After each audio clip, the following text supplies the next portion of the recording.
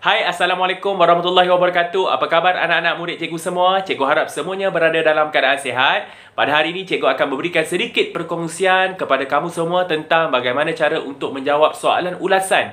Yang mana soalan ini ditanya di dalam UPSR, Kertas Bahasa Melayu Penulisan bahagian B. Jadi bagaimana untuk menjawabnya? Mari kita belajar bersama-sama. Jom!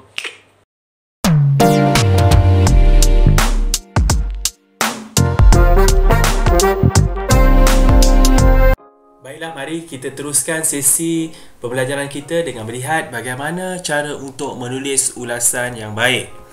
Apa itu ulasan? Ulasan memerlukan murid untuk memberikan pendapat, pandangan atau rumusan yang bersesuaian berdasarkan bahan rangsangan. Soalan ulasan biasanya ditanyakan di dalam Kertas Bahasa Melayu Penulisan bahagian B dan murid wajib menjawab soalan pada bahagian ini. 15 markah diberikan bagi menjawab soalan ulasan dan cadangan masa menjawab soalan ini adalah selama 25 minit sahaja. Murid perlu menulis ulasan dalam bentuk perenggan dan panjang ulasan kamu hendaklah di antara 50 hingga 80 patah perkataan. Kita lihat apa yang dimaksudkan dengan bahan rangsangan. Bahan rangsangan diberikan kepada murid dalam dua bentuk. Yang pertama, bahan grafik yang terdiri daripada gambar bersiri, gambar tunggal, carta, iklan, graf, peta minda dan lain-lain. Manakala bahan lain adalah seperti bahan bukan grafik yang terdiri daripada petikan cerita, dialog, surat, rencana, laporan dan lain-lain. Bahan inilah yang menjadi bentuk soalan yang akan diberikan kepada murid bagi melengkapkan atau menjawab soalan ulasan. Ini ialah contoh soalan ulasan.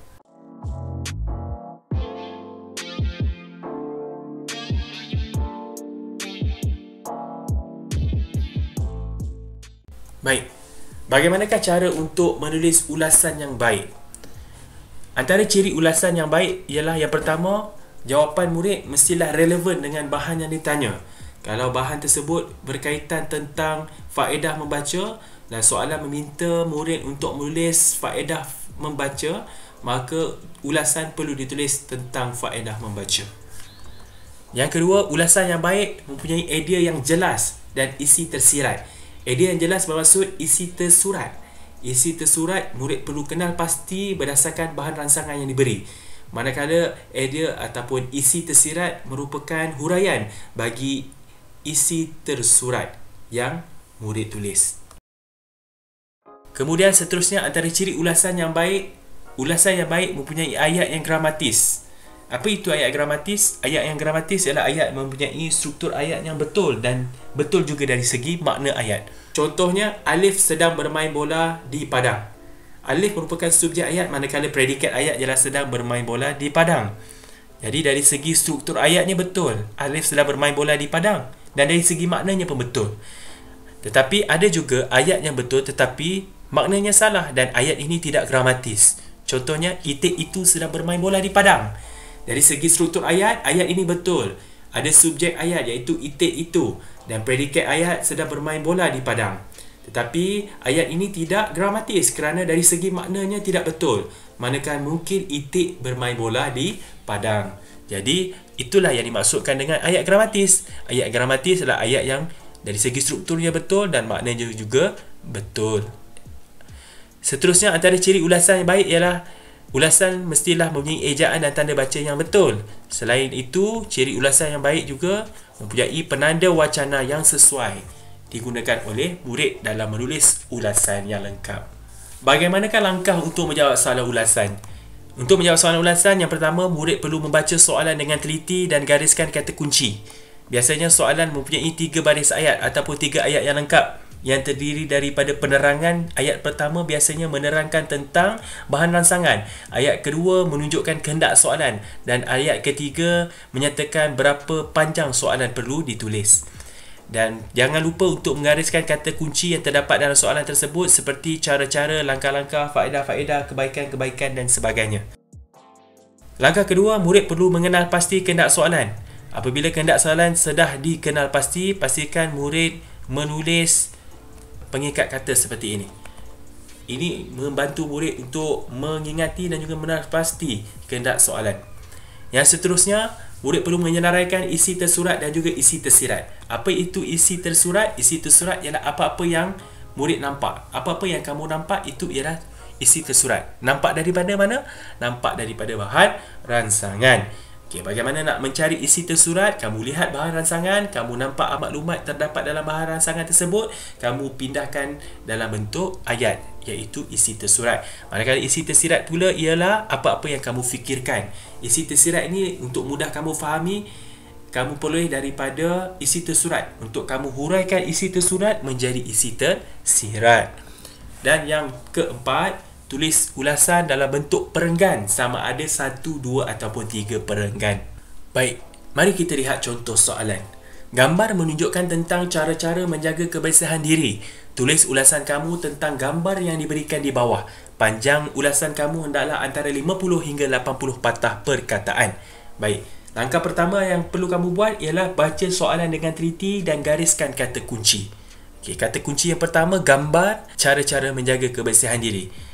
Bahan ransangan yang diberikan ialah gambar yang menunjukkan tentang cara-cara menjaga kebersihan diri. Kamu garis kata kunci. Yang seterusnya, kenal pasti kehendak soalan. Kehendak soalan ni apa? Kita tengok ayat yang kedua. Tulis ulasan kamu tentang gambar yang diberikan di bawah. Jadi ulasan ini mahu kamu untuk menulis tentang cara-cara menjaga kebersihan diri. Ini ialah kehendak soalan. Baiklah, yang seterusnya, kamu kenal pasti juga ayat yang terakhir.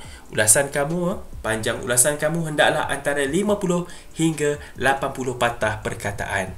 Jadi setelah kamu baca soalan, teliti dan gariskan kata kunci, kamu kenal pasti kehendak soalan, barulah kamu terus untuk mencari dan juga menyenaraikan isi tersurat dan juga isi tersirat yang terdapat dalam bahan ransangan ini ataupun gambar ini.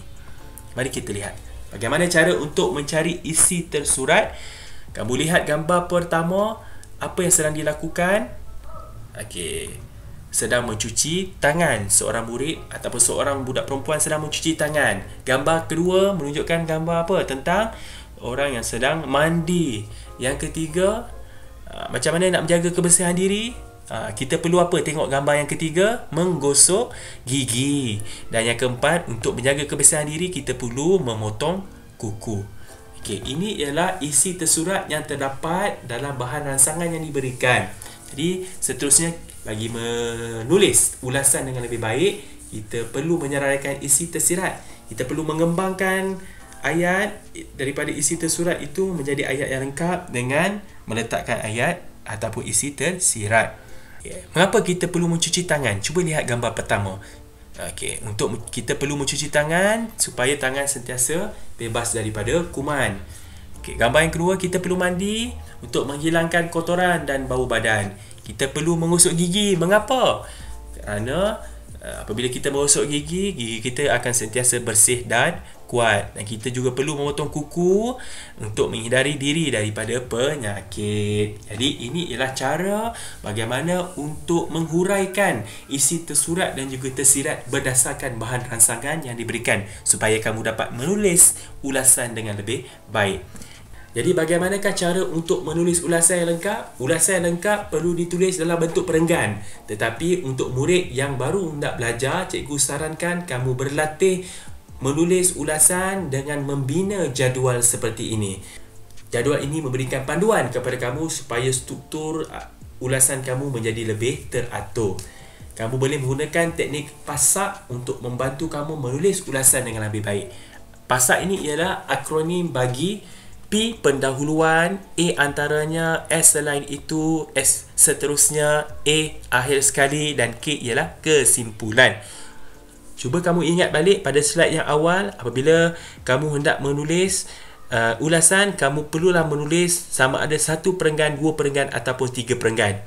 Pada hari ini cikgu nak ajarkan kepada kamu cara untuk menulis ulasan dengan 3 perenggan. Apa yang perlu kamu ada ialah perenggan pendahuluan, yang kedua perenggan isi dan yang ketiga perenggan penutup. Perenggan pendahuluan seperti warna kuning di atas. Perenggan isi mewakili akronim ASSA. Antaranya, selain itu, seterusnya akhir sekali yang merupakan penanda wacana untuk kamu gunakan bagi menerangkan isi tersurat dan juga tersirat yang telah kamu senaraikan sebentar tadi. Ini ialah penanda wacana. Manakala penutup pula adalah kesimpulannya. Kamu mulakan penulisan penutup kamu dengan perkataan kesimpulannya. Baik, selain pada penanda wacana, kamu juga perlu melengkapkan jadual ini dengan kata-kata yang lain seperti kata bantu.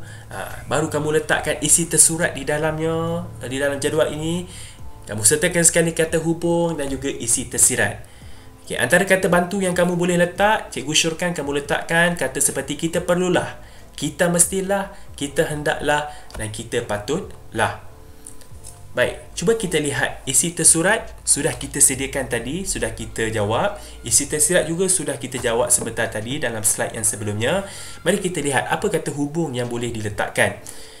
Antara kata hubung yang boleh diletakkan, kamu boleh letakkan kata hubung menggunakan teknik kajus. Apa itu kajus? K itu adalah akronim untuk kerana, A untuk agar, J untuk jika, U untuk dan S untuk supaya. Kata hubung kerana, agar, jika, untuk, supaya ini kamu boleh gunakan untuk menghubungkan isi tersurat dengan isi tersirat.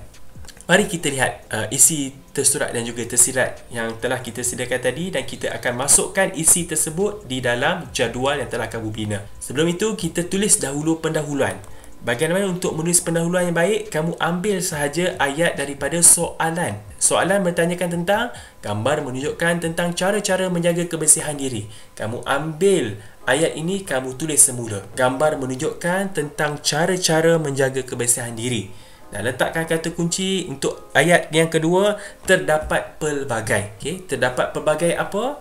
Terdapat pelbagai, kamu rujuk balik. Apa kehendak soalan? Soalan hendak kamu menulis tentang cara-cara menjaga kebersihan diri. Jadi terdapat pelbagai cara untuk menjaga kebersihan diri. Ini ialah cadangan untuk menulis ayat pendahuluan. Baiklah, mari kita isi kotak yang kosong dengan isi tersurat dan juga isi tersirat supaya ulasan kita menjadi lebih lengkap. Baiklah, untuk isi pertama, kamu perlu tulis antaranya kita perlulah mencuci tangan supaya bebas daripada kuman. Kamu ambil daripada isi yang telah kamu tulis, kamu masukkan saja ke dalam jadual kamu.